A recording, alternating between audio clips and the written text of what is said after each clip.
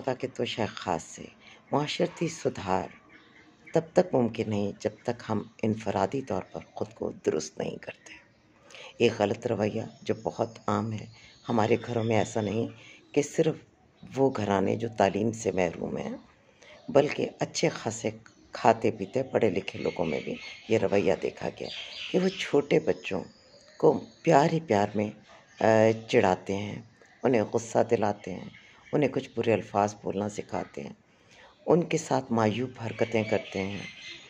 और इसमें भी एक और बुरी बात कि वो उन्हें बुरे तरीके से उछालते हैं, उल्टा सीधा करते हैं। छोटे बच्चों के साथ इस तरह का सलूक मत कीजिए। ख़ास तौर पे जो बहुत ही कम सिन बच्चे हैं, जब आप उनको उल्टा लटकाते हैं तो उनके दिमाग भी मुतासिर होने का ख़तरा है। और सबसे बढ़कर जब बच्चा डरता है तो उसको नफ्सियाती तौर पर इसका जो नुकसान पहुंचता है आप सोच भी नहीं सकते, और पूरी ज़िंदगी वो इन मनफी असरात को महसूस करता है।